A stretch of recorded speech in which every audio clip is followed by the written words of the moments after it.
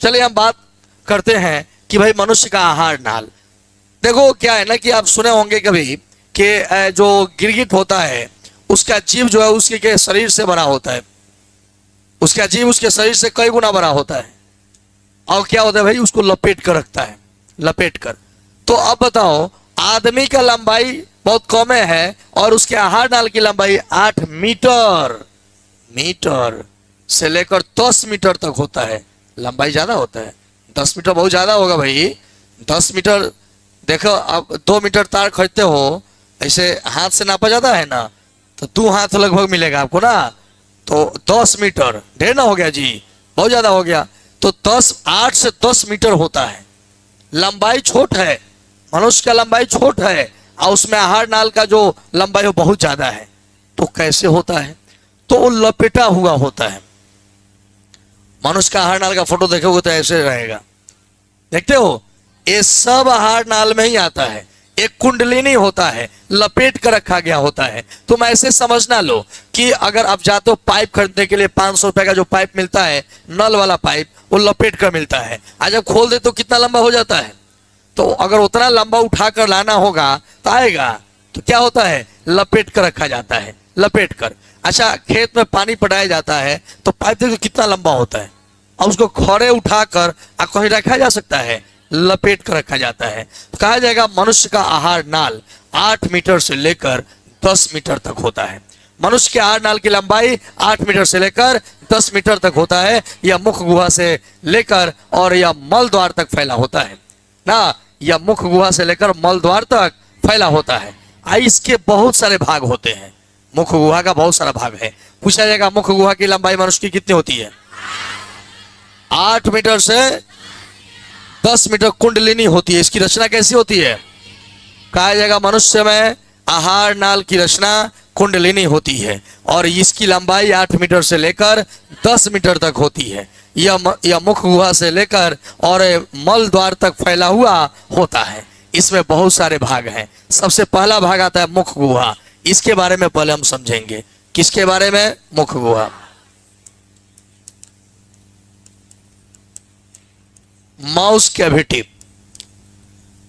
मुख गुहा जो है, मुख गुहा क्या होता है? जो मुंह है ना, इसके भीतर जो खाली स्थान है, गुहा का मतलब गुफा समझता है, वही होता है भाग, भीतर का भाग। तो कहा जाएगा कि मनुष्य का पहला आहार नाल का पहला जो भाग है वह मुख गुहा होता है।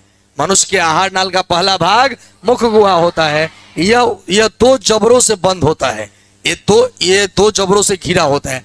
ये जो है ना, नीचे ऊपर, यहाँ से जानते हो ज्वाइंट होता है ऐसे।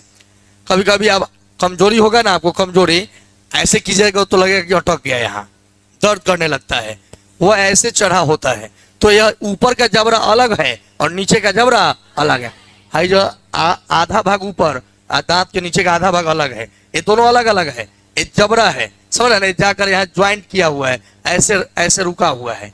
ऐसे करेंगे ना, कभी कभी वही फंस जाता है और ऐसे आपको दर्द होने लगता है। तो कभी कभी ये आप ऐसे कमजोरी होगा ना, बुखार उखार, उसके बाद ऐसे जब आप कीजिएगा ना तो ये यहाँ पर फंस जाएगा और आपको दर्द का अनुभव होने लगेगा ना।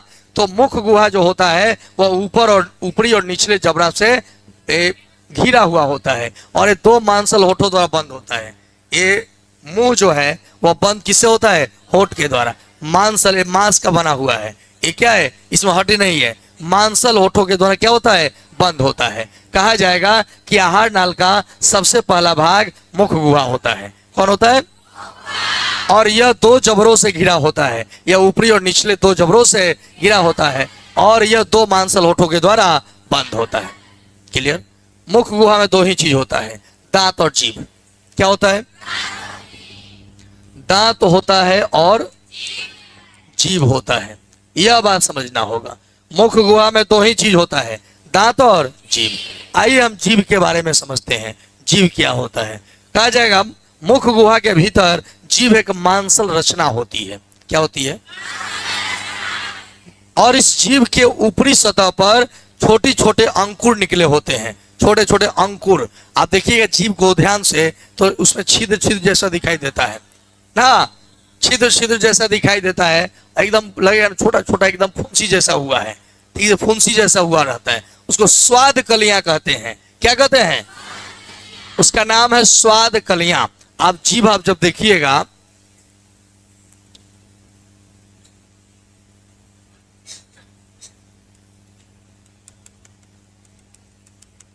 ऐसे जो है ये अंकुर होता है। क्या होता है? अंकुर। इसका नाम क्या है? स्वाद कलियां नाम है। क्या नाम है भाई? और इसी स्वाद कलियों के कारण हम भोजन के स्वाद का पता लगा पाते हैं कि कौन तीखा है, कौन मीठा है, कौन किस प्रकार का भोजन है। हम भोजन के स्वाद का आनंद लेते हैं किसकी वजह से? कभी कभी आपका जीभ जल जाता है तो स्वाद नहीं मिल पाता है। जानते हो, ये जो स्वाद के लिए इंजुरी हो जाता है, ये जल जाता है, तो जल जाएगा ना तो कुछ दिनों तक स्वादे नहीं मिलेगा। देखिएगा, स्वादे नहीं मिलेगा ना। अगर जीभ जल जाएगा तो अगर आप चाय पी रहे हैं आज जीभ जल गया तो कुछ खाइएगा ना तो उतना स्वाद नहीं मिलता है ना।